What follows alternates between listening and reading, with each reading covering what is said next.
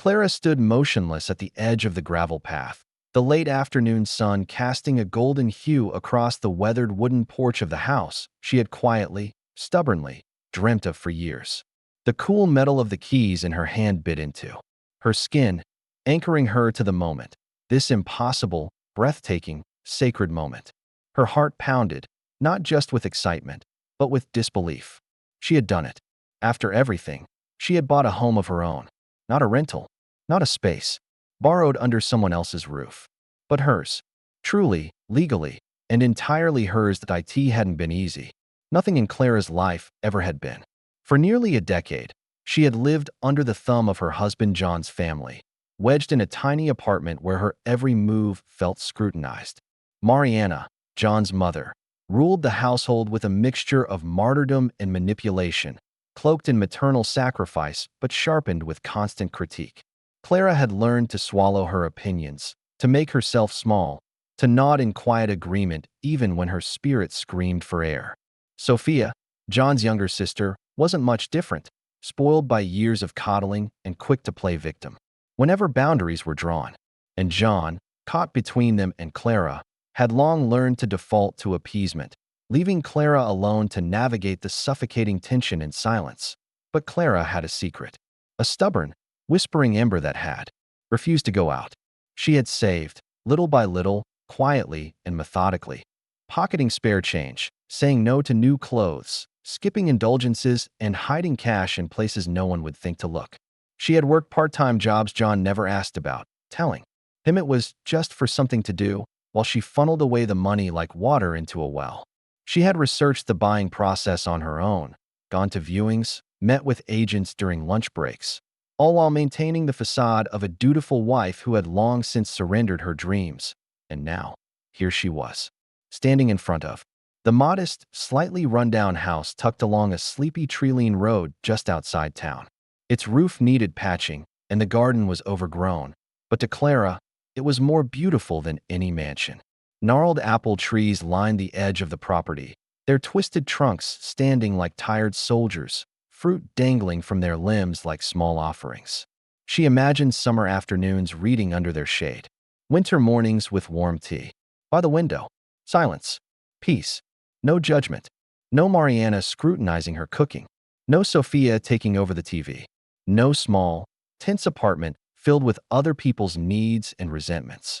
Just her. The house had charm, the kind that couldn't be bought but had to be discovered. A creaky porch, a crooked gate, old brick, chimneys, and windows with panes that let the light slant in just so. The walls, she imagined, would be lined with delicate floral wallpaper. She had already envisioned her grandmother's weathered but beloved sofa sitting beneath the living room window. She could see the soft, sheer curtains she planned to sew herself, billowing gently in the breeze. She hadn't just bought a home. She had reclaimed a life. When Clara told John, she had braced for confusion, maybe even mild irritation that she hadn't consulted him. But what she received instead shocked her in its obliviousness. His face had lit up. "Clara, this is amazing," he had said, clapping his hands together. "Finally, we'll have space.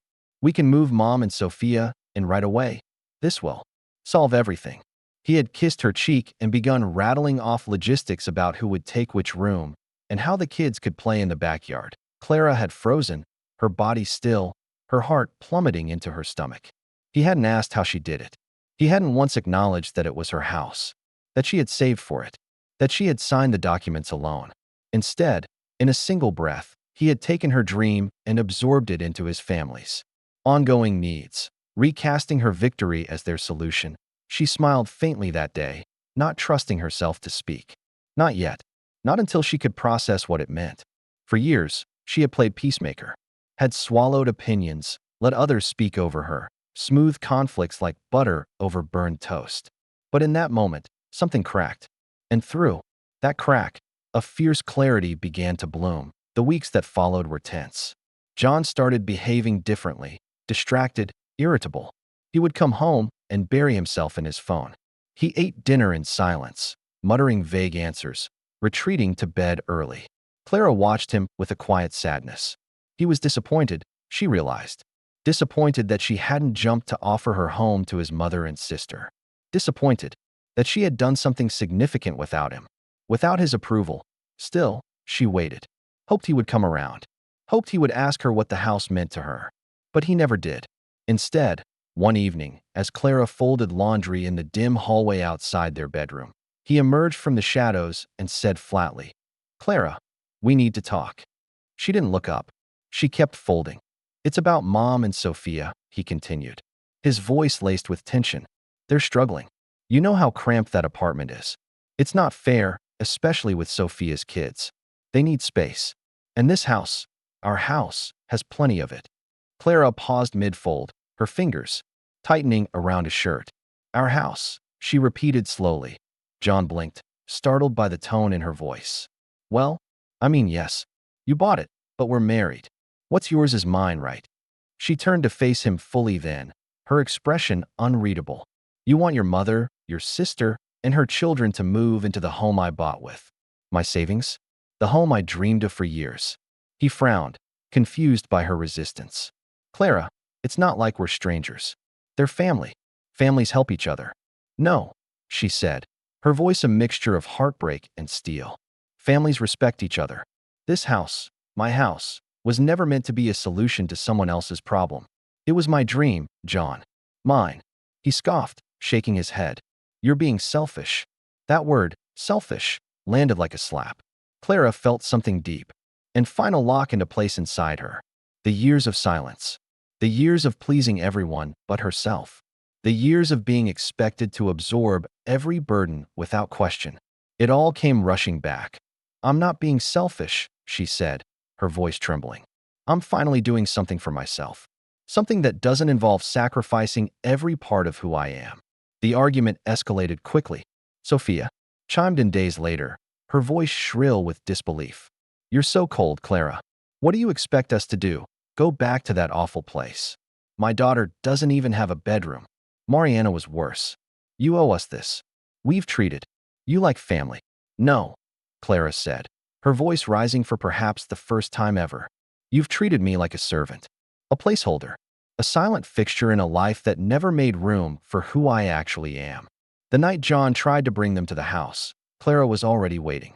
She didn't scream. She didn't cry.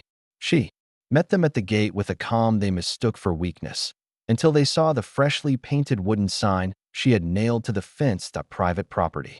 "No trespassing. Clara's home." Mariana gasped as if slapped. "Excuse me." Clara looked her in the eye. "You're not moving in." Sophia started to argue, but Clara cut her off. "I never agreed to this. You assumed. That ends now." Mariana's face twisted in rage. "You're betraying us." Clara took a breath. "No, I'm saving myself." When John pleaded with her to reconsider, she handed him a spare key, not as an invitation, but as a symbol. "I'm leaving for a few days. Think about what I said. You're not the only one who matters in this marriage." She turned and walked away without another word. Behind her, she left a stunned family, a silenced man, and a house that had finally been claimed by the woman who built it. One dream, one sacrifice, one brave step at a time. The silence that followed Clara's departure was heavier than words. John stood motionless at the gate, the key Clara had pressed into his palm, dangling uselessly from his fingers. Behind him, Mariana fumed, her chest rising and falling in short, angry breaths.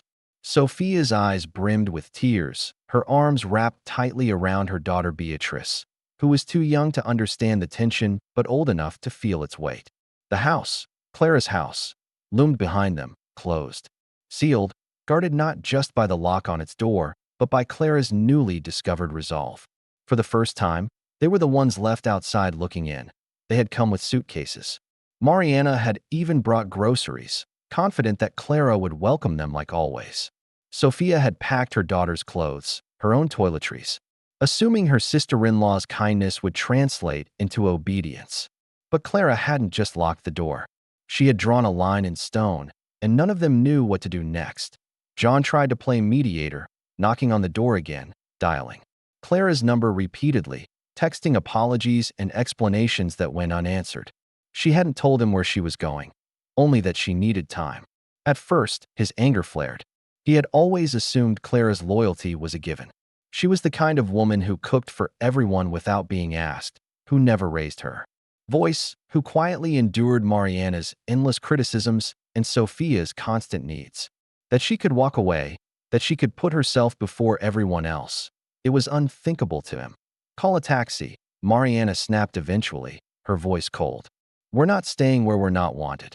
But Mom, John began. I said what I said. Her glare dared him to argue. Sophia wiped her cheeks with the back of her hand and hoisted her bag over her shoulder. This is unbelievable, she muttered. After everything we've done for her. John didn't reply. He simply pulled out his phone and ordered the ride, his hands trembling with a mixture of shame, anger, and something that felt dangerously close to guilt. Back in their cramped apartment, the tension was suffocating. The small two-bedroom unit Mariana and Sophia shared felt even smaller after the humiliation of being turned away. John sat silently at the kitchen table that night, staring at his phone screen. He had sent Clara 7 texts, left 3 voicemails. Still no reply. He played her last words over and over in his mind. You're not the only one who matters in this marriage. It stung. Because it was true, for the first time in years, John was forced to look back at their relationship without excuses. How many times had Clara put herself last? How many holidays had been ruined by his family's demands? How many meals had Clara cooked while Mariana complained the rice was too soft or the seasoning too bland? How often had she smiled while Sophia talked over her, demanded favors, brought her children into their home without asking? And how many times had John said nothing? He had believed that Clara was content because she never raised her voice. But now, looking back, he saw the quiet exhaustion in her eyes, the weariness of a woman who had stopped asking to be heard. His stomach churned with regret. He called her again, whispering into the phone. Please come home, Clara. We can talk. I didn't know how much this meant to you. No answer. Clara, meanwhile, sat in a small lakeside guest house an hour outside town. It was simple, quiet, peaceful. The kind of place where the birdsong replaced street noise and the breeze carried no voices but her own. She hadn't planned to disappear, but the moment she walked away from that confrontation, her feet had taken her there as if guided by something deeper than thought. She needed space, not just from the house, but from everyone who had ever made her feel small inside it. For the first 2 days, she didn't check her phone. She took long walks by the water, read old novels in the sun, and breathed air free of guilt. She journaled. She slept. And she cried, not from sadness, but from the sheer relief of finally putting herself first. Out on the 3rd day, she opened John's messages. They were what she expected, apologies mixed with confusion, desperation laced with denial. You blindsided me, one said. We're family. We should have made that decision together. But Clara didn't regret what she did. Because the house wasn't just about square footage or space. It was about reclaiming her voice. And she knew that if she let them move in, if she let John frame her boundary as betrayal, she'd lose it again. On the evening of the 4th day, Clara received a message from John that was different. You were right. I never saw it. I never saw you. I want to fix that. Please let me try. She stared at the words for a long time. Then she put the phone down and looked out across the lake. The sun was setting, casting golden ripples across the water, and in that moment, she felt something shift inside her. Not forgiveness, not yet, but the faintest opening of her heart. The next day, John returned to the house alone. He didn't bring his mother or his sister. He didn't bring bags or expectations. He just stood at the gate, hands in his pockets, eyes heavy from sleepless nights. Clara opened the door before he could knock. Her expression was calm, unreadable. I didn't know if you'd be here, he said quietly. I came back last night. Can I come in? She hesitated for a moment, then nodded. They sat in the living room, her living room now, facing each other across the coffee table. Clara had already begun to make the house her own. The curtains were up. The walls had a fresh coat of paint. A vase of wildflowers sat in the window, catching the sunlight. It was a space that finally reflected her. You've changed, John said finally. You're different. Clara looked at him, her gaze steady. I stopped pretending I didn't have limits. I didn't mean to take you for granted. But you did. He swallowed. I thought I was doing the right thing, helping my family, being a good son. You were, but you weren't being a good husband. Her words hung in the air. He nodded slowly, ashamed. I never asked what you needed. No. You assumed I didn't need anything. That my silence meant I was fine. I see that now. She sighed, not out of anger, but from the weight of years spent unseen. I spent 10 years shrinking myself to fit into your family's world, smiling through insults, cleaning up messes, giving up my space, my peace, my voice. I bought this house because I wanted a place where I could finally exist without asking permission. John's voice cracked as he spoke. I'm sorry. I believe that, she said. But apologies aren't enough. I want to do better. Be better. Then listen, Clara said, leaning forward. This is what I need. You respect that this is my house. You don't bring your family into it without my consent. You listen to me, not just hear, but listen. You treat my dreams as real. You see me, John, not as the person who fits in your family's life, but as a woman with her own. John nodded, a tear slipping down his cheek. I'll do that. I swear. Clara gave a small, cautious smile. We'll see. It was a beginning. A fragile one, but real. And for the first time in their marriage, Clara didn't feel like she was starting from behind. In the days that followed, John made small, but significant changes. He cooked dinner. He asked her opinion. He gave her space to paint, to write, to take up room. He didn't mention Mariana, didn't push about Sophia. And slowly, Clara began to let him back in. Not because she had to, but because she chose to. One evening, he returned home with a bouquet of wild daisies, her favorite, and handed them to her without a word. She accepted them with a nod, placing them in the vase by the window. Thank you, he said softly. For what? For staying. For giving me another chance. Clara looked at him, her voice quiet but firm. This isn't about second chances, John. It's about finally building something where I'm not just included, but respected. He nodded. I understand. And maybe, just maybe, he did. The days that followed were calm, but the quiet between Clara and John was not the same as before.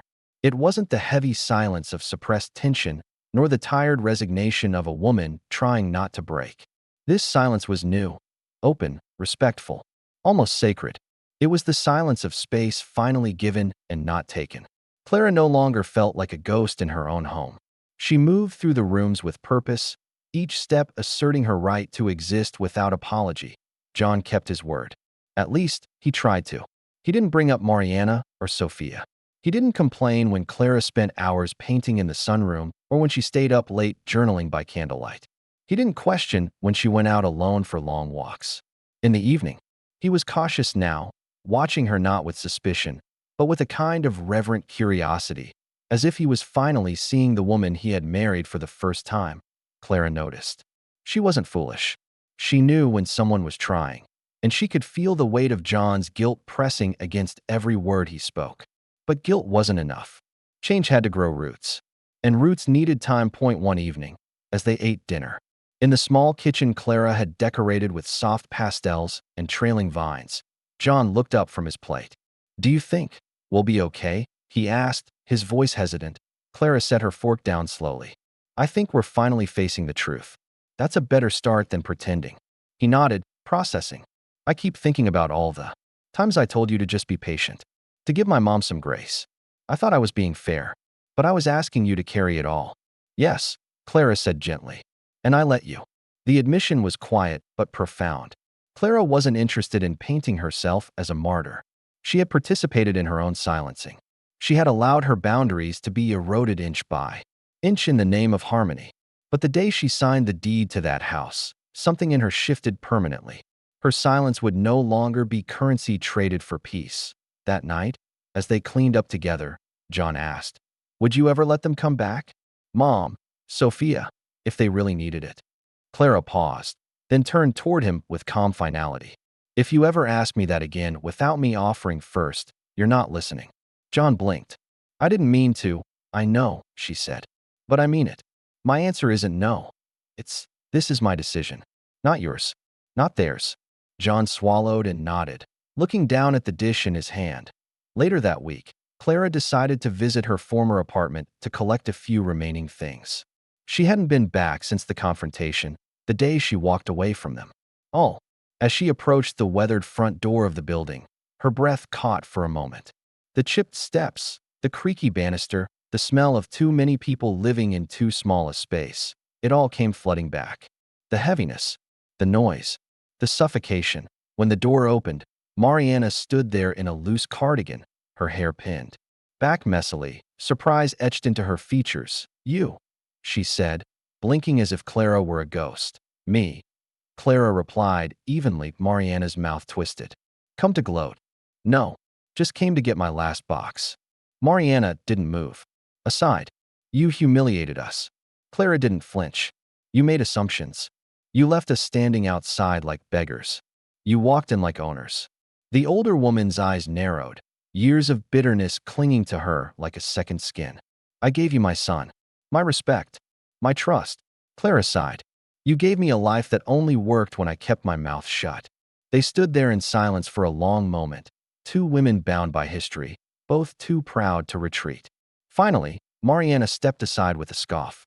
"Get your box and go."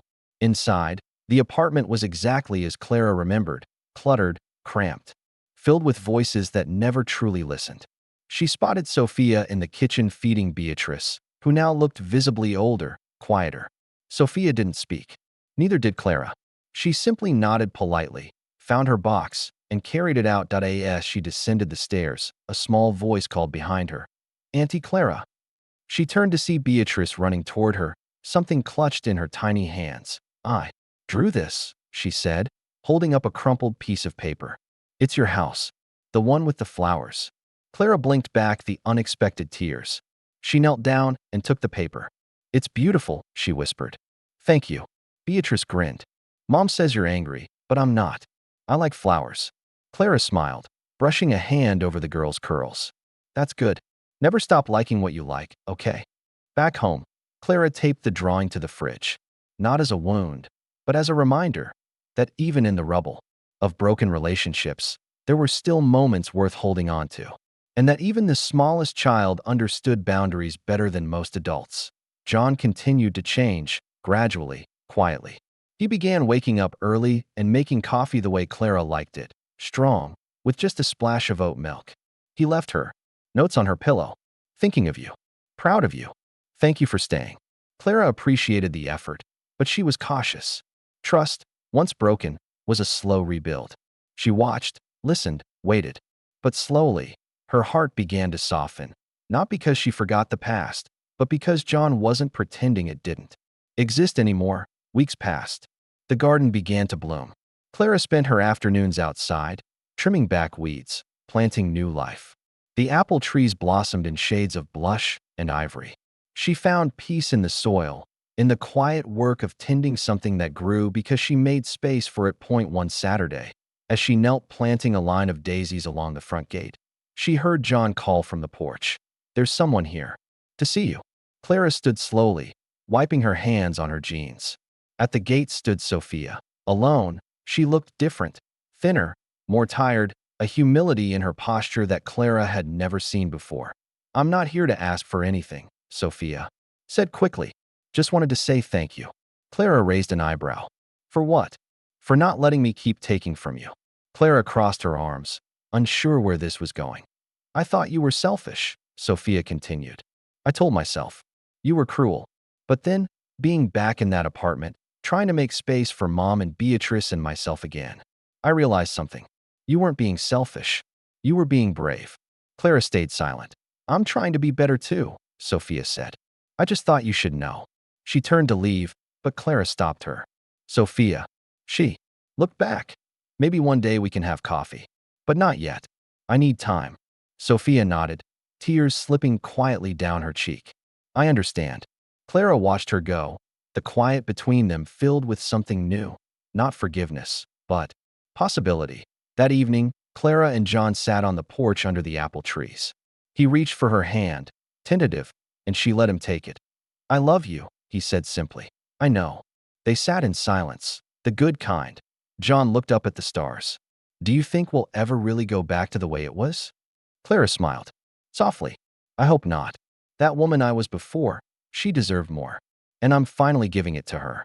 It had been nearly 3 months since the day Clara locked the door behind her, since she stood on her front porch and declared, without shouting, without tears, that this house was hers, and that she would no longer be small inside it. In those 3 months, The seasons had shifted. The apple blossoms that once filled the air with their sweet, delicate perfume had given way to ripening fruit. The branches drooped now, heavy with promise, just as Clara had come to carry a new kind of fullness in her heart. Not born of compromise or compliance, but of clarity. She had grown in the quiet, in the solitude, in the simple dignity of choosing herself again and again. And though John remained in her life, still occupying the guest room while they rebuilt their marriage from its foundation, Clara's identity no longer hinged on his presence. Her value no longer relied on his approval. This was her home, her life, her rhythm. John had taken to calling her Clara the Brave, but she didn't need titles anymore. It wasn't bravery she felt, not really. It was truth. It was peace. It was the power of no longer asking for permission to exist. One quiet Sunday morning, John stood at the stove, flipping pancakes while humming a soft tune. Clara entered the kitchen barefoot, her hair tied back loosely, a book tucked under one arm. Their eyes met, and for the first time in a long time, there was no tension. No fear of the next sentence or unspoken resentment. "Coffee's hot," John said, gesturing to her favorite mug already waiting beside the kettle. She poured herself a cup, the aroma grounding her. "I've been thinking," he said slowly, setting the spatula down. "About the guest room. About moving back into our room." Clara didn't respond right away. She stirred her coffee, looked out the window at the garden, took a breath. "I'm not ready," she said gently. John nodded, disappointment flickering briefly in his eyes before he caught it and let it pass. "Okay, but I appreciate that you asked." That mattered. More than he knew. That afternoon, Clara sat on the porch with her sketch pad while John mowed the lawn. She hadn't sketched in years, not since she was in college, and dreams still felt within reach. Now, she let her pencil move freely, tracing the trees, the shape of the fence, the silhouette of her house. She no longer felt like an outsider in her own story. John finished and joined her, wiping sweat from his brow. He looked at the drawing and smiled. "You're talented," he said. "I used to be," Clara replied. "You still are." They sat in silence for a while, the cicadas humming in the background, the scent of fresh-cut grass lingering in the air. Eventually, John spoke again. "I talked to Mom," he said carefully. Clara's shoulders tensed slightly, but she didn't interrupt. "I told her we needed distance, that our marriage couldn't be a group project." Clara gave a soft, surprised laugh. "And how did that go?" He smiled grimly. "About how you'd expect. She said I was choosing you over her." "And you are." He turned to her. "I'm choosing balance. Boundaries. You. Us." It was the right answer. In the weeks that followed, the rhythm of their lives found a new cadence. Clara resumed teaching part-time at the art studio downtown. She came home each evening with smudges of paint on her hands and stories about her students, some shy, some bold, all hungry for self-expression. She felt herself reflected in them. John, too, changed. Not perfectly, not all at once, but steadily. He began therapy, started reading books on emotional labor and relationship dynamics, topics he once dismissed as too dramatic or overthinking. He no longer expected praise for every small act of awareness. He simply did the work. One evening, he found Clara in the backyard under the apple tree, brushing a fresh coat of white on the gate's wooden slats. The private property, an "no trespassing" sign she'd painted months ago, had started to fade. "Want help?" he asked. She paused, considered, then nodded. Together, they repainted the words, this time a little smaller, a little softer, but still visible. Still hers. After they finished, they sat beneath the tree, sharing a bottle of cider Clara had made from last year's apples. "I want to renew our vows," John said suddenly, turning to her. Clara blinked. "Not now," he added quickly. "Maybe next year. I want to start over, the right way, with the woman I didn't understand the first time." She looked at him, her eyes searching. "I don't want a big ceremony. Just us," he promised. "And the house. And the tree." Clara smiled. "Maybe." That night, Clara wrote in her journal, the same one she'd begun the day she bought the house. Her handwriting was steadier now, more confident. "He's trying. Not because I made him, but because he wants to understand. I think that's the difference. And I'm trying too, not to shrink, not to please, but to stay true. We're building something again. But this time, I won't lose myself inside it. As autumn rolled in, the apples ripened. Clara invited her neighbors over for a small gathering, a harvest celebration. She made apple pie, lit candles along the walkway, and played soft music from the porch. Children played tag in the yard. Adults laughed and clinked glasses. John stayed at her side but never overstepped. When someone asked, "Whose house is this?" he smiled and answered honestly, "Clara's. I'm lucky to live here." Clara heard it, and something in her healed. That evening, after the last guests left, they sat on the porch swing, watching the stars emerge. "Do you still think about the day I left?" she asked. "Every day." She turned toward him. "Do you regret it?" "No," he said, "because it woke me up." They rocked slowly, the swing creaking beneath them. "I don't know where we'll end up," Clara admitted. "Me neither. But I like where we are now." "Me too." They fell into a comfortable quiet. And for once, silence didn't mean something was broken. It meant something had begun.